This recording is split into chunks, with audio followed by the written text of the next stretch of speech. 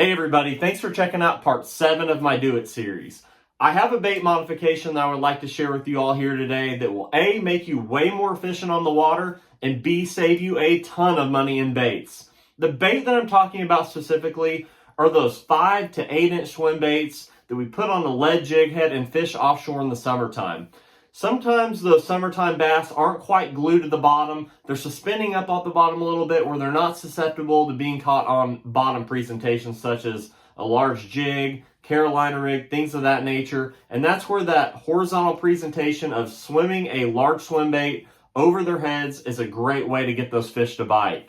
The one frustration of throwing these swim baits are a lot of times these baits are extremely expensive, they're handcrafted, and sometimes some of the better ones aren't even available anymore. So you want to get the maximum life out of these swim baits. The swim baits that I've been using a lot over the course of the last couple of years are the Big Bite Suicide Shad. This is a 5-inch version, and the one I really like in the summertime, especially in lakes with bigger fish, is the 7-inch Suicide Shad. These are awesome baits. They come in a 2-pack. So with that being said, you obviously want to get the most life possible out of the baits, just from a cost point standpoint, and also just for the efficiency of it. We all know that summertime bass like to school up, and there's nothing worse than catching a couple big giant ones out of a school and having that swim bait tore up.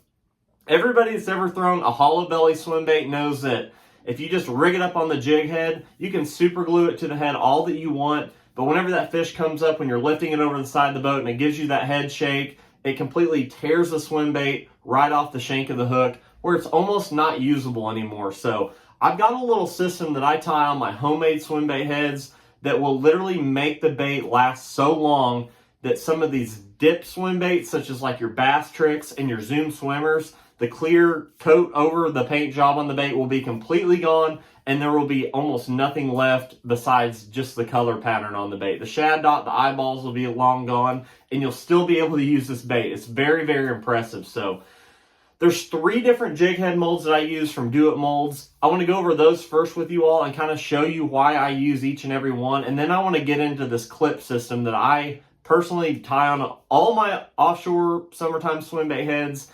And like I said, I think if you guys try this, this will literally make your swim baits last forever. It's truly impressive how much life you get out of these swim baits in doing so. The first mold that I use is the Do It Bullet Nose Jig. This is what the mold looks like. It comes in a, let's say, 5-cavity mold ranging from 1/8 ounce all the way to 3/4 ounce. It's an awesome design. What I really like about this swim bait head is the fact that it has a perfect 30-degree eye that tracks true for your offshore swim bait fishing. And then the weight sizes. You've got a good 1/2 ounce and 3/4 ounce. And the best part about this mold is it has a flat back to it. So what I really like about that particular design is you can cut the very tip of the nose of your swim bait off, and it will literally butt right up to the surface, and it gives you more surface area to be able to glue that bait on there to support the clip system that I'm going to show you. So this is one I fished with a little bit. It's been chewed up quite a bit, but it's still very, very, very usable. But I really like that that style bullet nose jig head for my swim bait fishing. Like I said, it tracks true. The mold holds any size hook you want. I usually use one ranging from 5/0 all the way up to a 7 or 8/0, depending on the size of the swim bait. So it's actually a saltwater mold, and it accommodates those larger hooks as well. So really, really impressed with that particular swim bait jig head. The next one I use is the brush jig in the large sizes. They make 2 different brush jig molds ranging from, let's say, 1/4, 3/8, even 1/8 ounce in one set of molds, and then the larger sizes go from a 1/2 ounce all the way up to a 1 ounce, and that's where I'm going to use this brush jig mold. It has a really good bait keeper on it that supports the bait before putting the clip on, but this 1 ounce size really comes into play for me whenever the fish are really, really deep or I need to move the bait faster. So I definitely use this brush jig mold in my offshore swim bait arsenal for sure. It's also a great design. The last one I use sometimes, and it's very, very popular, is the poison tail jig. I just did a video on the versatility of this mold, so I had to mention the poison tail jig mold. This one is in the 1/2 ounce, 3/4, and 1 ounce size. I've definitely used this size a lot, or that mold particularly for the 1 ounce size in specifics. The jig head, overall, as I touched on before in a more recent video, is the fact that it has a lot of realism to it. It's got gills on it, and you can put an eyeball on it if you want to throw a swim bait that doesn't already have that detail. These Big Bite Suicide Shads, they have a lot of details in them already, so got a good eyeball, shad dot, gills, you know, scales, all that. So adding eyes to the jig head really isn't a big deal for me, but some of the swim baits that you're going to throw, like if you want to throw like a Kitech or something, I do feel like throwing the poison tail that has the realism of being able to add eyeballs to it is a very big detail for me. So those are the three that I really like to use. They're all great designs from Do It Molds, and those are the ones that I use exclusively for my offshore swim baits.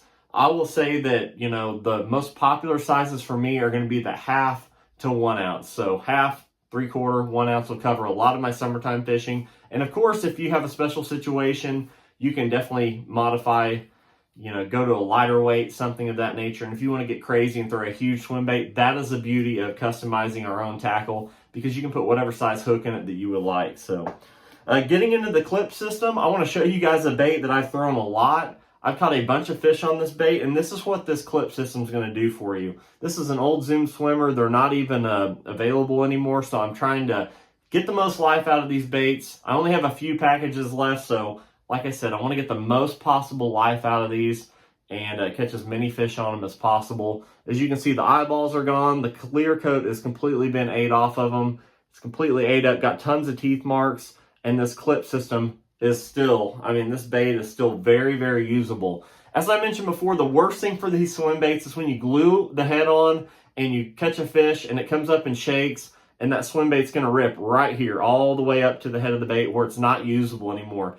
And this pinning system is going to hold this bait stationary in place so they can shake all they want, and it does not allow that swim bait to move and the weight of the bait tear right here at the bend of the hook and ruin your bait. So that's what one looks like. I've fished with some that look way worse than this. I've got way more life out of them. I would throw this bait in a tournament tomorrow if I had to, no problem at all. So basically, to give you guys a rundown on this loop system that I tie on my offshore swim bait heads, this is what it's going to look like. It's going to consist of kind of a two element deal as far as the clip goes that I tie on. The first being, I put a loop on the bottom of this clip, and I'm going to tie it to the shank of the hook. On some swim baits, I will actually leave a little tag here, and that's going to be for more of my hollow belly swim baits. They obviously have a cavity inside the bait. They're hollow, but that little clip that I tie towards the front of the jig head, here's one that I haven't trimmed off so you can really see it. That's actually going to grip onto the nose of the bait where there's still some plastic to be able to catch that, and that just helps just a little bit. And then, of course, you have this loop system on the back, and then I take my wire that I get from Do It Molds. It's 35 thousandths. It's a perfect size.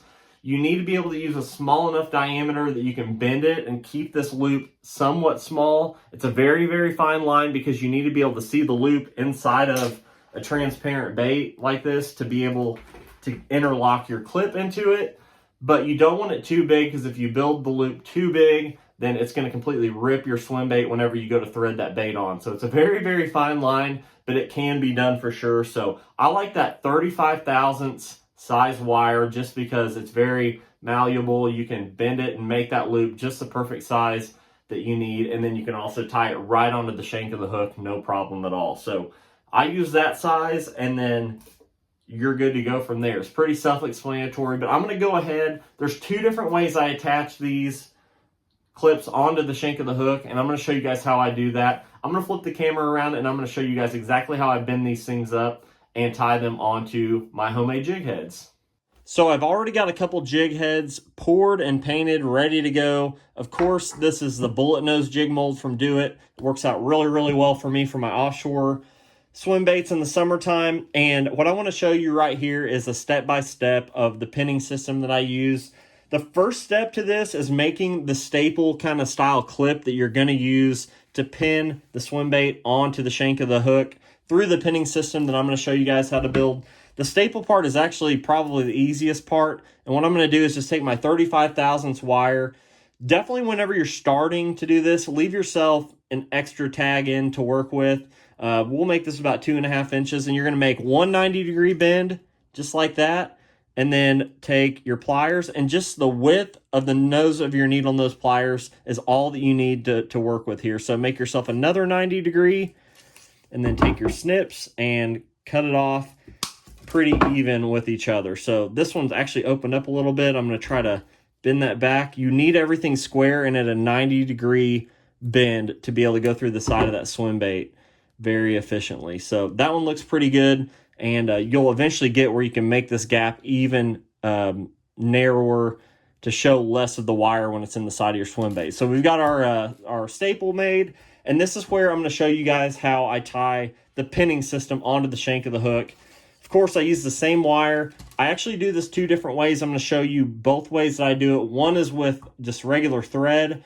It works out very good. And then sometimes I use wire and I just powder paint over all of it just to hold everything in place if I don't want to deal with epoxy and sealing the thread on there. So they both work out very, very well. I use them both evenly. I have both in my big swim bait box overall. So what you're going to do to start with is you're going to make yourself a little loop on the end of this wire, just like so, just almost like you're bending a end of a spinnerbait wire. So the smaller the better, but you need to make it, you know, big enough that you can see it inside of a clear swim bait like that, because you have to put your pin right through that loop and over the shank of the hook. So that's usually a good size. If you make it too big, it's going to rip your swim bait a little bit, and that's never good either. So we're going to kind of measure it here. You want this loop to be towards the back of the bend of the hook. If you build it too far up, that swim bait can still tear in the shank of the hook. So build it a little bit longer. So that's going to be about the length that you need. And as I said before, I like to leave a little tag of wire on the front. Just bend it like that at maybe a 45-degree angle. And then I'm going to leave a little bit of section right here, because once I tie this onto the shank of my hook, I'm going to have another little bit of barb to grasp the front of that swim bait. Most of these swim baits are hollow. As you can see here, right there, there's going to be some meat in the head of this swim bait that little wire can grip onto as well. So now that I've got that on there, I've got the loop just where I want it. It's not in the actual bend of the hook, but it's right where the hook starts to bend. That's absolutely perfect, because like I said, whenever that fish goes to shake its head, that's where that swim bait's going to tear. And if I have my staple and my loop right there, it's going to prevent that swim bait from moving at all. So I'll show you guys how I do a thread first. And like I said, you can either use super glue or an epoxy to seal everything up. It's very, very permanent, and it works out great. So I'm going to start, just wrap over the shank of the hook a couple times to get the thread secured. And then I'm just going to simply hold this onto the bottom of my jig head and just start wrapping all the way down the shank of the hook. I'm going to do this probably twice. I've got it on there now, so I can adjust it where it's perfectly in line with the back of the hook, just like that. Looks good. So I'm going to go ahead and secure it on there and just wrap until it's not going to move at all. Once I super glue it or epoxy coat it, it's not going anywhere whatsoever. So of course you can use like a whip finisher or whatever you want to use. As for me, I just cut the thread, and then I just do like 5 or 6 overhand knots, just like so. And I've never had one of these fail. If you go to catching a bunch of bass on it, sometimes they'll break loose, but by that time, your hook point's probably wore out anyway, so not a big deal. Go ahead and see, tie that on there, and then I'm going to cut it off. And then, like I said, all you have to do from there is just super glue or epoxy over it. Another thing to do is use wire, and then you're just going to powder paint it. It's very permanent also, and I don't mind doing this method at all. So we're going to make our loop, make it as small as we possibly can, and then get ourselves another little barb on the front of the hook. Cut it off, and then you can always leave this longer. I'll leave this one really long to exaggerate it, and then I'm going to use my wire. I get this wire at Hobby Lobby. It's 32 gauge. It's very, very small. It's easy to work with, and you can get a lot of wraps on the shank of the hook to really secure this. So as you can see, I left this really, really long. It's exaggerated, and then I can adjust from there. So what I'm going to do is hold that on there just as square as I can. hold the wire here and start wrapping. Wrap the wire as tight as you can. And once you get it started, you can slide it up just like that. And then once again, make sure everything's in line. The more square you can get it, the better. As you can see, that's really, really good right there. And then go ahead and finish wrapping the wire all down the shank of the hook. And this is going to give the powder paint something to adhere to and lock everything together. The one advantage to using powder paint is the fact that the powder paint doesn't oxidize your swim bait, doesn't react with the plastic, so it works out really, really well. So as you can see here, got it on there, got it all the way wrapped, all the way to the loop. This loop is actually going to take a little bit of adjusting. See how it's up off the shank of the hook? That's not necessarily a great thing because it's going to tear your swim bait. So I'll just adjust it a little bit where it's tight against the hook, and then take my snippers and cut the wire off. So as you can see, same concept on each jig head. Looks really, really good. And I'm going to spin the camera around here. I'm going to show you guys how I powder paint this, and then I will show you guys how to attach it into the swim bait. We've got our powder paint ready. I use ProTech Clear Silver Flake just because it's really clean looking. Of course, you could use something to accent the inside of the bait, especially whenever you're using a clear translucent color, such as the blue gizzard shad in the Big Bite Pro Swimmer. It might be a nice accent or something like that. But for me, I just use clear just because it's very clean and easy to use. So we've got our jig head already tied up here with wire. I left a long hook keeper on this bait just to show you guys. So what I'm going to do here is just trim it off just a little bit, just enough to be able to grip the head of that bait. If you use anything more than that, it's going to tear the swim bait where it's going to be useless anyway. So got that thing trimmed off just perfectly there. So what I'm going to do now is fire up our heat gun and coat this entire contraption on the back of this jig head just to kind of seal everything up and lock it into place. It's very, very effective and strong, as is the epoxy and super glue on the thread version that we did. So gonna fire up the heat gun here and coat this bait.